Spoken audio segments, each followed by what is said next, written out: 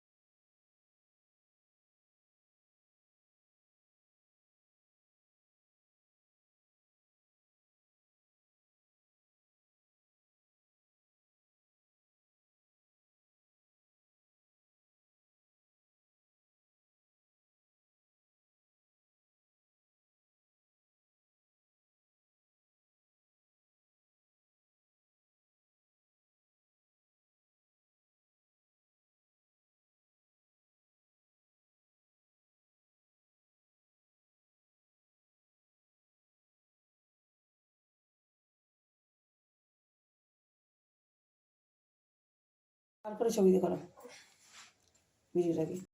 আমার এখানে বিউলির ডালটা মিক্সিতে পেস্ট করে নিয়েছি, দেখুন। এবার এখানে অল্প একটু লবণ দিয়ে দিলাম, সামান্য একটু লবণ দিয়েছি, দিয়ে দিয়ে আমি ভালো করে ফেটিয়ে নেব। দেখুন কীভাবে ফেটিয়ে নেব আমি, এইভাবে ফেটিয়ে নিতে হবে। দেখুন ডালটা এরকম করতে হবে, বেশি পাতলা করলে কিন্তু হবে না, এখন ঘন করে নিতে হবে,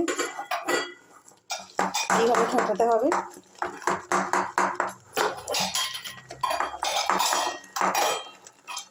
এইভাবে 10 মিনিট এইভাবে ফেটিয়ে নিতে হবে, তবে কিন্তু ভালোভাবে ফুলবে।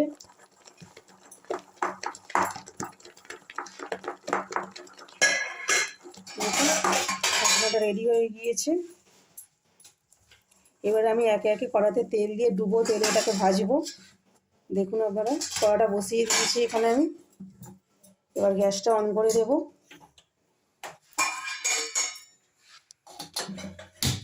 আর করতে না, তেল গরম হয়ে দেরি হবে।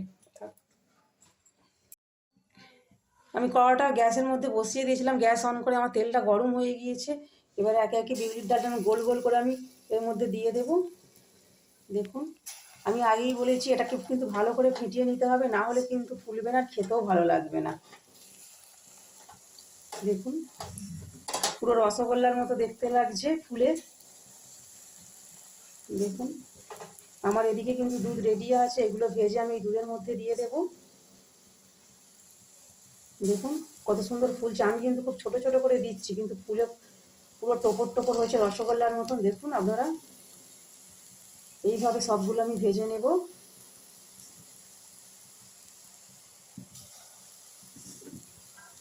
খুব সুন্দর দেখতে লাগছে।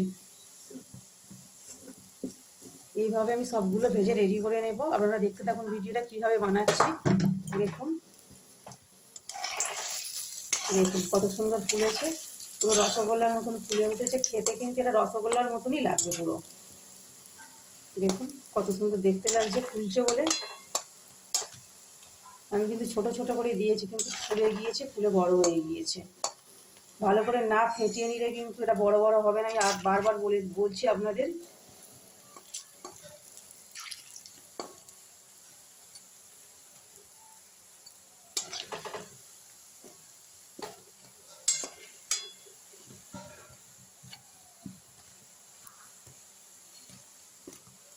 লাল লাল করে ভেজে নিতে হবে। এখানে আমি কিছুটা ভেজে রেখে দিয়েছি দেখানোর জন্য আগে থেকে। দেখুন এইভাবে ভেজে নেবেন আপনারা, লাল করে ভেজে নিচ্ছি। খুব লাল করলে কিন্তু চুঙ্গে যাবে, এই এই কালারটা নিয়ে আসবেন। দেখুন এরকম ভাবে ভেজে নেবেন।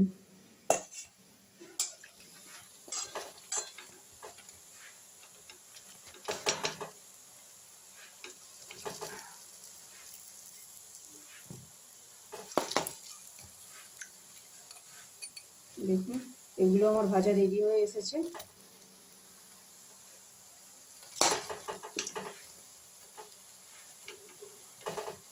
এখানে আমার দুধটা রেডি করে রেখেছিলাম, দেখুন আপনারা। এবার এই দুধের মধ্যে আমি এলাচ আর দারুচিনিটা দিয়ে দেবো, সেন্ট হবে, সেন্টের জন্য। এবার একে একে ভাজাগুলো আমি ওর মধ্যে দিয়ে দেবো, সব ভেজে এগুলোর মধ্যে আমি দিয়ে দেবো দুধের মধ্যে। সবগুলো রসবড়া রেডি হয়ে গিয়েছে, দেখুন পুরো রসগোল্লার মতো দেখতে লাগছে, খেতে ঠিক ততটাই সুন্দর লাগবে যত সুন্দর দেখতে লাগছে। এইভাবে আপনারা বানিয়ে খাবেন, করে আশা করছি আপনাদেরও ভালো লাগবে। যদি ভালো লাগে লাইক কমেন্ট ও শেয়ার করবেন। আর যদি আমার চ্যানেলে নতুন হন তবে অবশ্যই চ্যানেলটিকে সাবস্ক্রাইব করবেন নতুন নতুন রেসিপি পেতে। এখানে ভিডিওটা শেষ করলাম।